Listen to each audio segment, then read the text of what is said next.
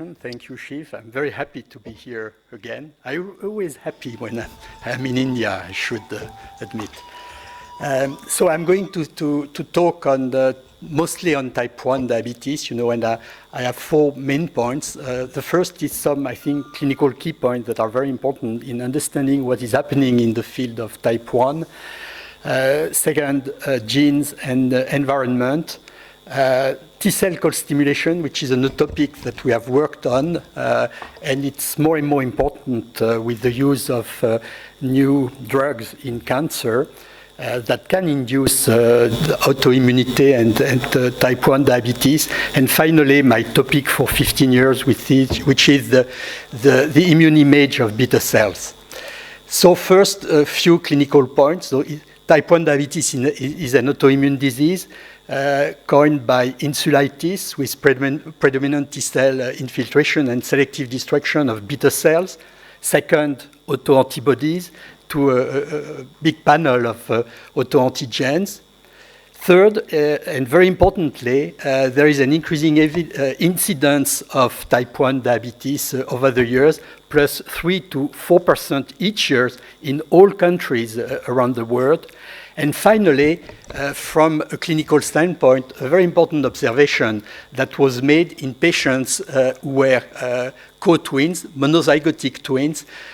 In one of the twins was diabetic with very hard complication, and they decided in 1985 to transplant half of the pancreas from the non-diabetic donor to his monozygotic twins. And what they observed, despite the fact that those diabetic people had diabetes for many years, a very dramatic recurrence of type 1 diabetes in less than 3 months, with an invasion of the islets by mostly CD8 T lymphocytes. It means that 30 years after the discovery of type 1 diabetes, the autoimmune response to beta cell is still very present and explaining a disease recurrence. As you know, type 1 diabetes is 5–10% of all forms of diabetes, while type 2 is the major form of diabetes, and there are rare forms of diabetes in the form of monogenic diabetes, idiopathic type 1, and pancreatic diseases, endocrinopathies, iatrogenic diabetes, and so on. What is important to consider in type 1 diabetes is that we have a marker for the disease in the form of autoantibodies, while we have no clinical marker for type 2 diabetes. And this is very important to take into consideration. And presently, people are trying to define, both in type 1 and in type 2, endotypes that could be very important at the diagnostic level and, of course, at the treatment level. This is the curve of the beta cell mass with which we are born and its evolution over years. When type 1 diabetes develop, you see that there is an inflection of the curves, and once the beta cell mass reach the level point to which glycemic value cannot be anymore controlled, that's the development of diabetes. But the disease may start 5, 10 years, 15 years before, and this is shown in patients who have been studied with a brother or a sister with type 1 diabetes, in whom patients, non-patients, I mean, the SIBs were tested for autoantibodies, and what you see on this picture is that when you detect autoantibodies to beta cells in a normoglycemic individual, he will develop type 1 diabetes. If he has autoantibodies against at least 2 or 3 specificities of autoantigens, the probability he will be diabetic within 10 years is above 90%. This is same kind of study in slightly different ways. They have studied newborns from a parent with type 1 diabetes and searched for autoantibodies. And they found autoantibodies in 5–10% of those individuals from a father or a mother with type 1. And what you see again here is that when you detect autoantibodies against 1 and more 2 or 3 different autoantigens, there is a very high likelihood that the individual will develop diabetes within a few years. Those who have autoantibodies against one autoantigen are not very different from the one who have autoantibodies against 2 or 3 different autoantigens. The only difference that are seen on this slide is that the frequency of the high-risk class 2 MHC genes are found in a higher percentage of individuals, more than 30%, in those with at least 2 or 3 different autoantibodies than in those patients with autoantibodies against one single specificity. The mean age at conversion to autoantibodies is also slightly different. My second point is on genes and environment. Type 1 diabetes, as type 2 diabetes, is among those metabolic diseases that are highly multigenic and multifactorial. And that's the case of type 1 diabetes. The scheme we have of type 1 diabetes today, what you see on your left is an highlight of Langerhans. On the right is a lymph node. And what seems to happen in type 1 diabetes is that there is something in the islet that will drive dendritic cells to pancreatic lymph nodes.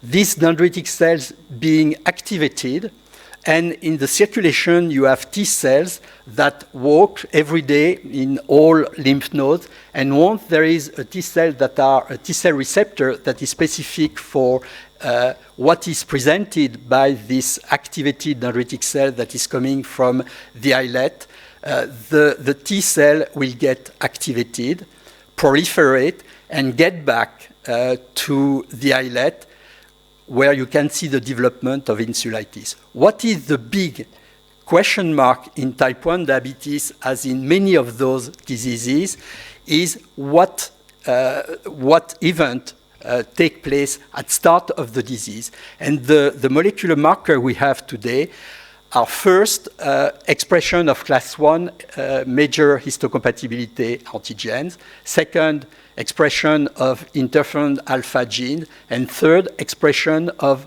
homing molecules, and in the case of beta cells and the islet, CXCL10. Something is certainly happening at the level of innate immunity, MAIT cells, NKT cells, and at the level of plasmacytoid dendritic cells. What about the genetics of type 1 diabetes? There are some monogenic forms of type 1 diabetes, and you have a list of the genes that have been involved in those forms of type 1 diabetes that usually occur in the context of other autoimmune disease that are against other endocrine cells. But in the common forms of diabetes, there may be also some monofactorial form of diabetes, like fulminant type 1 diabetes, congenital rubella, and also in cancer, the treatment with anti-PD-1 monoclonal antibodies. And I will come back to that on an experimental model.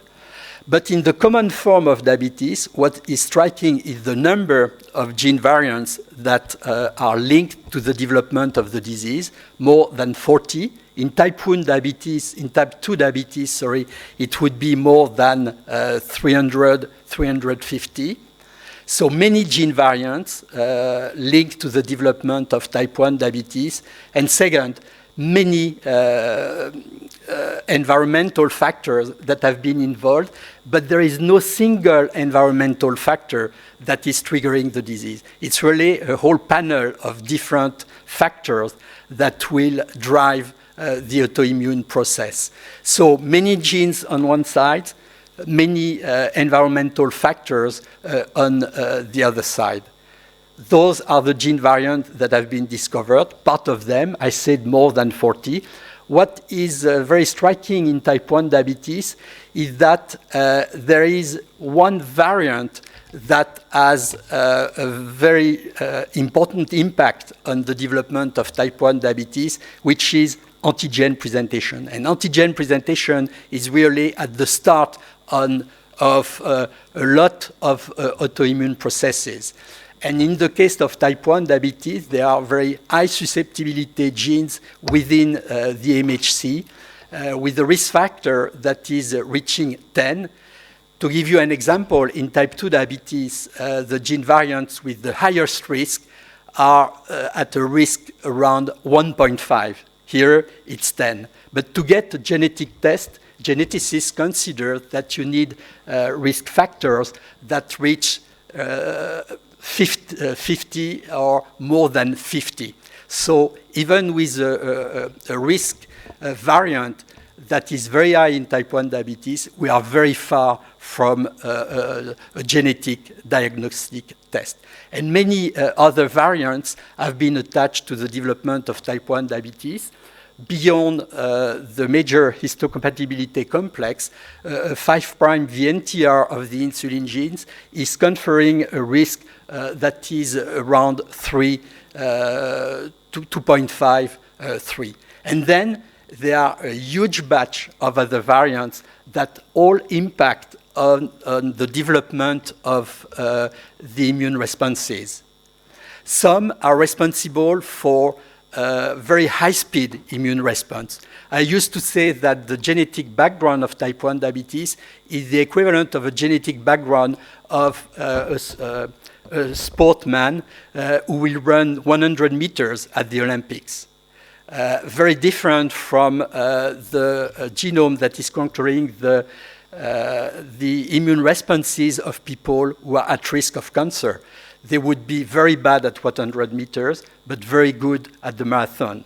In type 1 diabetes, they have high-speed proliferation of T cells due to many variants that are involved. They also break in a very bad way in the genetic system of people who develop type 1 diabetes. So high-speed lymphocytes that cannot break when they face an obstacle. And then there are other gene variants.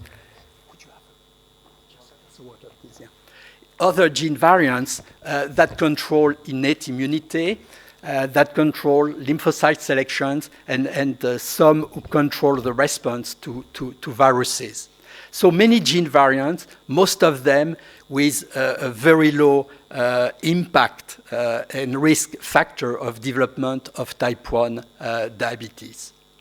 Then I want to turn on my third point, on which we have worked in the lab over the last years. The first is T-cell co-stimulation, and after I will come to the immune image of beta cells. T-cell co-stimulation. I showed all those gene variants that impact on the risk of type 1 diabetes, and I said that the most important gene variant is the class 2 major histocompatibility complex genes. And you can see that in experimental models of type 1 diabetes, really the gene variants within the MHC complex is very important in driving the autoimmune response towards beta cells. If you change these class 2 molecules, you will change the target tissues. Other genes have been studied that could be involved in driving the immune response towards the islets or another tissues. For instance, in the mouse, there are different variants that have been involved, moving the autoimmune response from the beta cells on the NOD, non-obese diabetes mouse genetic background, towards other tissue, such as the liver or the exocrine glands. We have worked in the lab on genes that encodes for coactivation of T lymphocytes. There has been a report in the States showing that in NOD mouse that are prone to development of type 1 diabetes, if you knock out the B7 gene, which is a ligand of CD28, you will get NOD mice that will not develop type 1 diabetes, but instead develop a peripheral neuropathy. In the lab, we have worked on another co-stimulation gene that is ICOS, and its ligand B7-RP1 or ICOS ligand.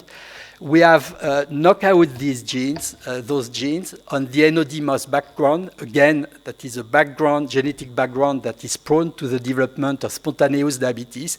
And what we have seen is a protection from type 1 diabetes, but the development of a myo and neuropathy.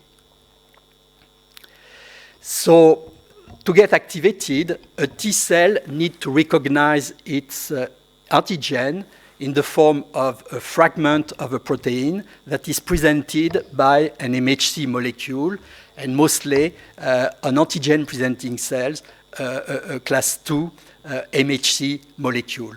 But once you get this interaction between a specific T cell and an antigen in the form of a peptide that is presented by class 2, you get no full activation of the T lymphocytes. To get full activation and proliferation of lymphocytes, you need co-signals. And among those co-signals are those driven by CD28 and B7. I had mentioned that when you knock out B7.2 in the NOD mouse, you will shift the autoimmune response from the islets to the peripheral nerves. There are also breaks in this system, and you know those breaks because they have been very famous in the progression of treatments against cancer. CTLA4, it's a late activation gene in T lymphocytes, so the T lymphocytes start to proliferate, then they activate the expression, for instance, of CTLA4, and CTLA4 has a very high affinity for P7, and this will allow the lymphocytes to load down its activations once the immune response has processed. And there are many T-cell co-inhibition genes like that that have been studied. The one we've studied in the lab is ICOS, that interacts with its ligand on antigen-presenting cells, ICOS ligand. So we've made NOD mice that were knocked out for either ICOS or its ligand. And what you can see here on the slide is that those mice are protected from the development of diabetes as compared with the wild-type mice. However, we've seen that they develop a kind of myopathy and autoimmune peripheral neuropathy, both in males and females animals. We have studied this model, and I will not detail all the data because those have been published. We have seen that in the nerve there was an infiltration by B cells, T cells, antigen-presenting cells. We showed that you can transfer the autoimmune peripheral neuropathy to naive recipients by CD4 T cells. In the case of diabetes, you can transfer the disease, and we have shown that in the 80s by CD4 plus CD8 T cells if you want a full-blown transfer of type 1 diabetes. In the case of the autoimmune neuropathy, it's mostly by CD4 T cells, and we have proved that by showing that if you knock down the class 2 MHC antigens, you will prevent the development of the autoimmune peripheral neuropathy. If you knock down class 1 by knocking down beta-2 microglobulin, the mice will still develop the peripheral neuropathy. So it's a strictly CD4 class 2 autoimmune disease. We have studied those mice with Charbel Massad at Saint-Père in Paris. So there is a complete disorganization of the nerve, and you can see that on the electron microscopy images that are at the bottom of the slide. You can see on the left a normal nerve, on the right the nerve from those mice who developed a peripheral neuropathy. You can see that all the axons are destroyed and that there is a huge mess in the peripheral nerve. You can see on the diagrams just above that antigens that are specific for the peripheral nerves are really down in those mice. Why? There is a strong infiltration in ICOS knockout as well as ICOS ligand knockout NOD mice. There is a huge infiltration by, thank you. There is a huge infiltration by, I will come back to that, T lymphocytes, but also antigen-presenting cells. Sorry. Our hypothesis doing that work was that the key event at start of the development of the peripheral neuropathy was at the level of the Schwann cells. I will not detail all the studies we have done on the nerves, but instead of finding a real knockdown and a failure of Schwann cells, we have seen that there were lesions at the level of Schwann cells, but that there was a repair phenotype of Schwann cells. And you can see on all the diagram, whatever you consider the cells per unit area, Schwann cells per unit area, myelinating Schwann cells per unit area, and remyelinating Schwann cells, depending on the molecular marker that we have used, you get an increase in those ICOS knockout and ICOS ligand knockout mice.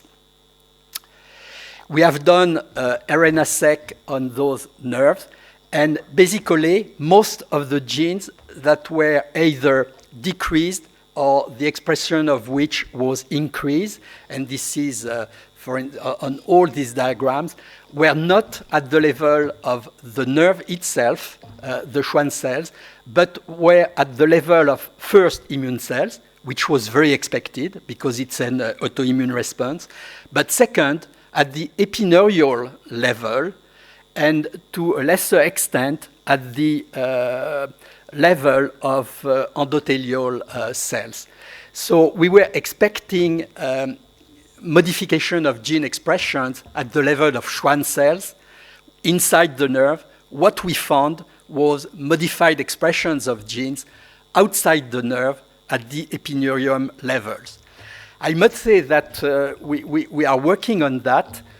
This would mean that the antigen presentation is not occurring in the nerve where we were expecting it at the level of Schwann cells. And I must say, and I will not have time to show those data, but we have a collaboration with Luc Téton in Los Angeles, in which we are finding things at the level of the islets in the conventional NOD mice and another model that I will show, indicating that also in the islets, the first activation of presentation of antigens could occur outside of the organ that will be the target of the autoimmune response.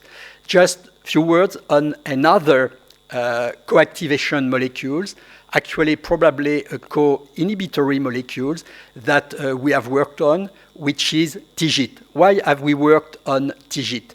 We have worked on TIGIT. What you see here is the study of FOXP3 T cells and TIGIT expression, both in the spleen and in the pancreas and in the nerve of either wild type, ICOS ligand knockout mice and ICOS knockout mice. And to make a long story short, what we found was that there was a very high number of T cells within the pancreas and the nerve that were expressing this molecule TIGIT. And on ICOS plus T lymphocytes, again, there was a very high expression of TIGIT. This could be involved in either the activation of lymphocytes or the inhibition of lymphocytes once an immune response has proceeded. That's why we decided to knock out the TIGIT gene by using the Cas9 technique. And what we have observed on the left panel, upper panel, you can see that in those TIGIT knockout male and female NOD mice, we saw an increase in the incidence of type 1 diabetes. So by making this knockout, we pull down one of the brakes of lymphocytes once they have proliferated, and this led to an increase of the development of the autoimmune response to beta cells. On the right upper panel, what you can see is that there was no difference between ICOS ligand knockout NOD mice and double knockout ICOS ligand and TIGIT NOD mice. To summarize those data, it just means that the regulatory T cells that are involved in controlling the immune interaction between lymphocytes in the normal immune system and beta cells are different from the regulatory T cells that are responsible for maintaining the physiology of a peripheral nerve. Finally, I will turn to my last and fourth point, which is the immune image of a beta cell. When you have the autoimmune response that proceeds against the islet of Langerhans, what you see is an activation of CD4 T cells that express a receptor that is specific for a complex made by a class 2 major histocompatibility complex molecule and a fragment of an autoantigen that has been processed within the APC, the red square here. For CD8 T cells, they recognize also fragments of proteins, but that are presented by class 1 MHC molecules that are expressed on the membrane on every cells in the organism, and they are expressed by those beta cells. Well, what we decided was to study the spectrum of epitopes that could be presented either by class 1 molecules on beta cells or class 2 molecules on antigen-presenting cells in the context of autoimmunity on the NOD mouse background.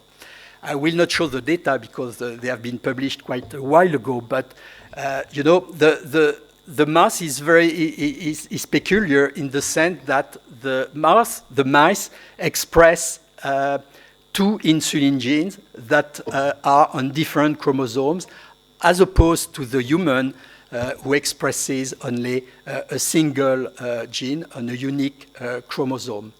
This was a very interesting experimental situation because in that case, it was possible to knock out either the insulin 1 genes or the insulin 2 genes in the mouse on the autoimmune prone non-obese diabetes NOD background.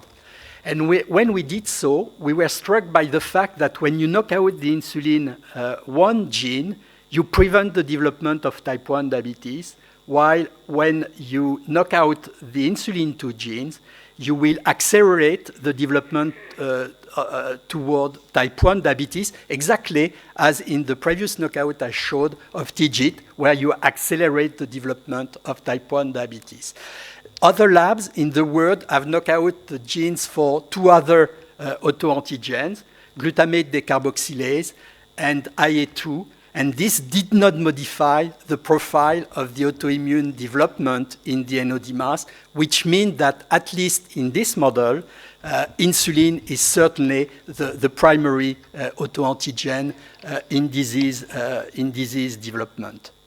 That's why we decided to study insulin as the autoantigen to define the peptides that were recognized by either CD4 or CD8 T cells. And of course, this is very important because we would like to develop new assays for autoimmunity in type 1 diabetes in the form of T-cell assays. Autoantibodies are a very good marker for the development of type 1 diabetes. They are very predictive, but mostly in those individuals who have autoantibodies against several antigenic specificities. If you find a non-diabetic individual who has autoantibodies against only one autoantigen, it's very difficult to predict the ultimate development of type 1 diabetes. So it will be very important, I think, to develop T-cell assays. And so far, we have no T-cell assay that is workable in the prediction of development of type 1 diabetes in individuals at risk for that disease. And second, it could be very interesting strategies to induce immune tolerance in those individuals at risk for the development of type 1 diabetes by using vaccination with fragments of autoantigen that I recognize by mostly CD4 T cells along the development of the disease. But of course, when you do experimental immunology in such a disease, you face the problem that the MHC molecules and MHC genes are different in the mouse and the human. If you define a peptide that is recognized by CD8 or CD4 T cells in the mouse, you will not be able to use the same peptide to test it for induction of immune tolerance in the human. That's why we felt at one point that it was important to develop new models, murine models of type 1 diabetes. To make a long story short, this is for class 1 MHC molecule that present short peptides of 8 to 11 amino acids to CD8 T cells. Those peptides anchor by usually 2 residues in pockets of class 1 molecule. And what we've done was characterize those peptides of the pre-proinsulin sequence that would be able to anchor within class 1 MHC genes. We have defined a panel that you see on the lower left on the slide that are potential pre-proinsulin peptides that should be able to insert within A2.1 MHC class 1 molecule and be recognized by CD8 T cells. And as you can see here, we were able to define a huge batch of peptides that are recognized by CD8 T cells along the development of type 1 diabetes. Peptides from the signal sequence, like 211, 6.4, or 15.24, versus the B chain like 3039, 3342, or 3442, or 4251, and so on, or the A chain such as 101 to 109 peptides.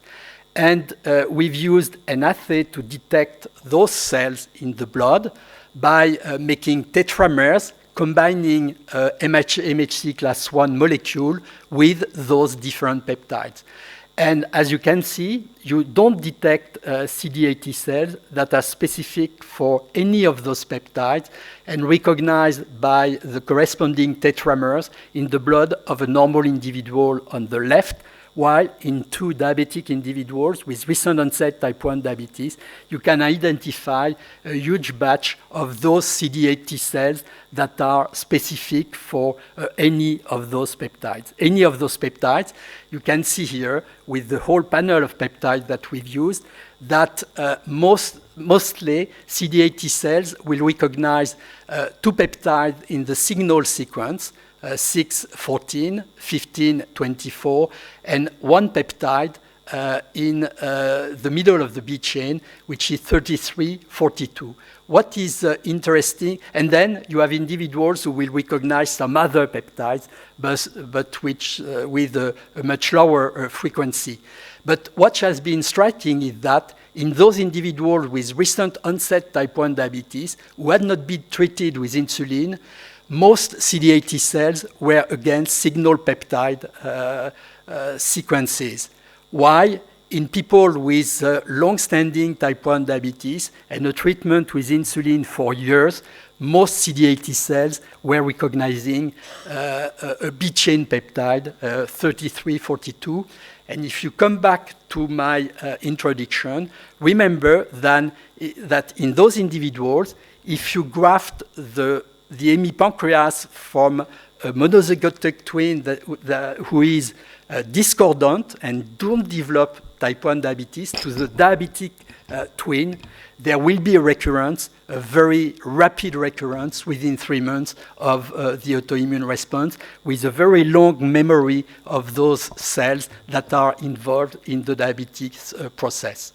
And second, what we have observed is that by using single-cell PCR on CD8 T cells that were purified using specific tetramers, they had the genetic profile expression of central memory cells. And for instance, as a control, we took CMV-specific T cells that are a profile of effector memory cells. So this is for the immune image of class 1 MHC genes. When you turn to class 2 MHC genes, the story is much more complex because while the peptide binding cleft is closed on both sides for class 1, it's open on both sides in the case of class 2 associated peptide. And then it's much more difficult to define the peptides that are recognized that's for CD4 by CD4 T cells. That's why at start we decided to make a new mouse. I must say that in the class 2 susceptibility genes that is expressed by the NOD mouse has close similarities with the high susceptibility class 2 gene that is expressed in the human HLA-DQ8. But there is another susceptibility class 2 genes that is HLA-DQ2 that has a lower risk factor than DQ8, but still is a high susceptibility gene for development of diabetes. So we decided to transfer in the mouse, in the NOD mouse, HLA-DQ8 after knockout of IAG7, that is the murine susceptibility class 2 genes.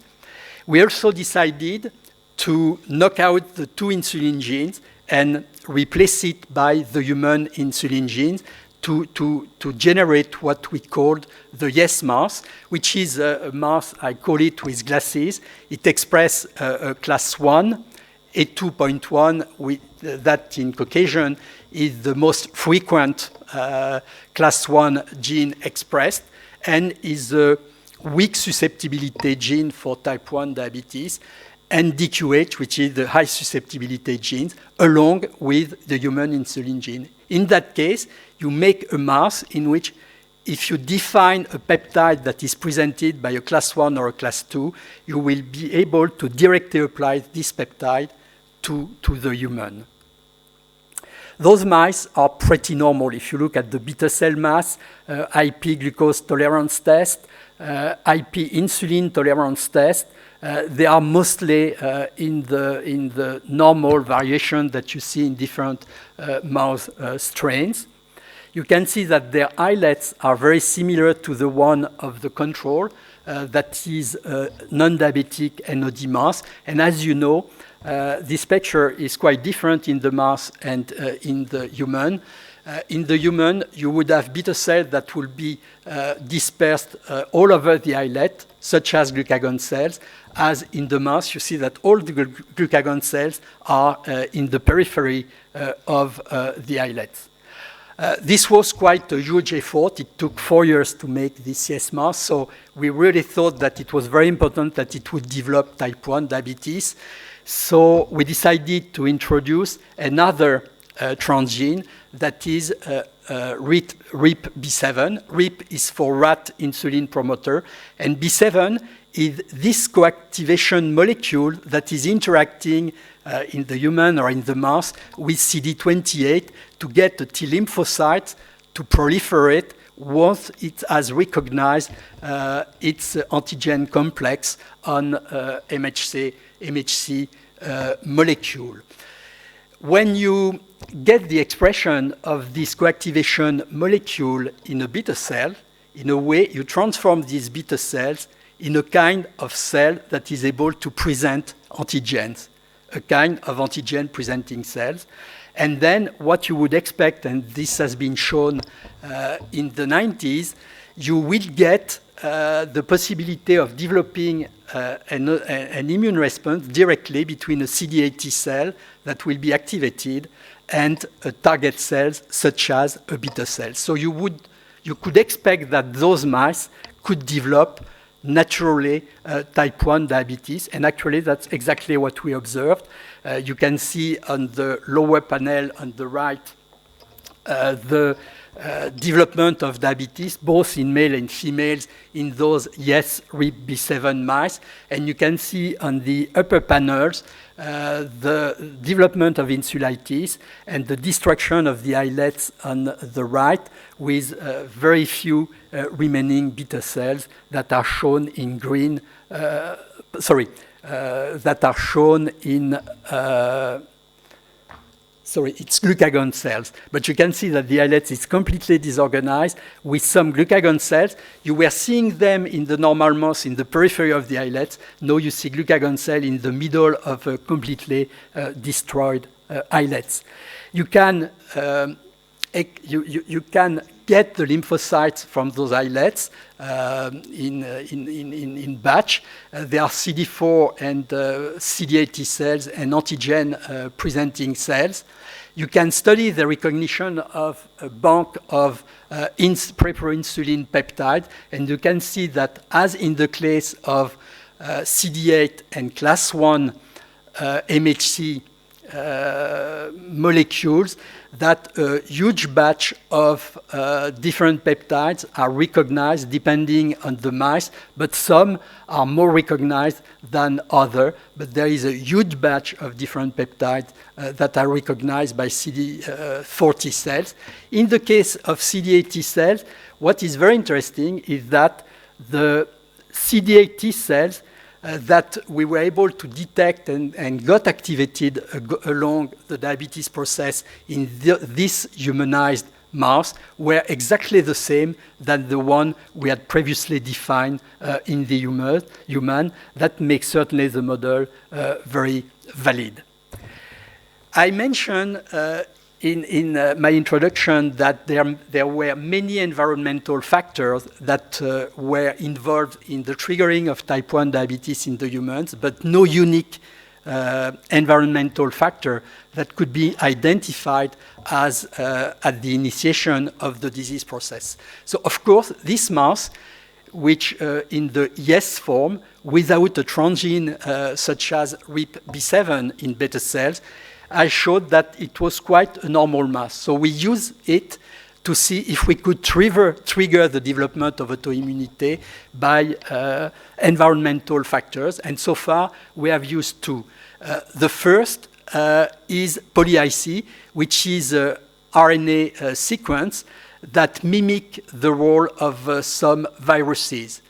And those sequences recognize TLR3 that has been discovered by Jules Hoffmann, who got the Nobel Prize for this discovery in the fly in 2011.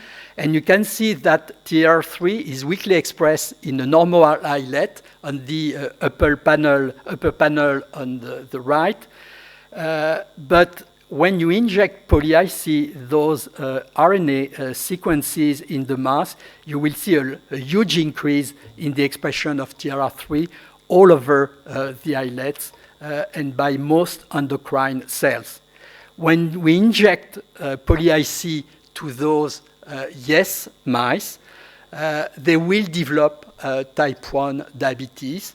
And when you can see here that there will be a destruction of islets, on the slide you can see quite normal islets on the upper part, but a completely destroyed islets on the lower part of the histological graft.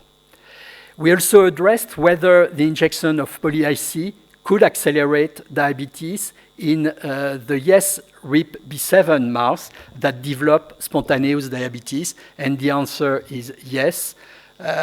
It will accelerate diabetes as it will induce diabetes in the conventional yes mouse.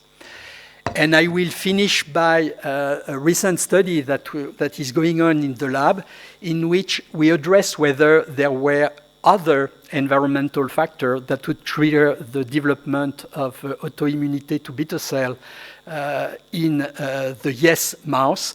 And we were very interested by anti-PD-1 because, as you know, anti-PD-1 and anti-CTLA-4 are largely used in the human in the treatment of cancer. And we see people coming in the clinic with type 1 diabetes under treatment with anti-PD-1. So I will not detail the protocol that we have used, but we have injected anti-PD-1 to those yes mice. And we've followed glycemia and taken the pancreas either after one month after the beginning of the anti-PD-1 treatment or 2 months after the beginning of the anti-PD-1 treatment. And as you can see here, we have induced some cases of diabetes in those mice. In the first experiment, in one case out of 8 mice, while none, of course, in the control group, and 1 mouse out of 6 mice, and none in the control group after 2 months after the start of the treatment. But what we have seen in the pancreas was a dramatic development of insulitis that you can see. You have a normal islet on the left part of the slide, and you have a completely destroyed islet on the right part of the slide. We are also working on what happened in the exocrine pancreas in those mice, because there are obvious histologic lesions in the exocrine pancreas that are seen along with those in the islet of Langerhans. We are trying to check what is the target cell along the anti-PD-1 treatment and the mechanisms that are involved.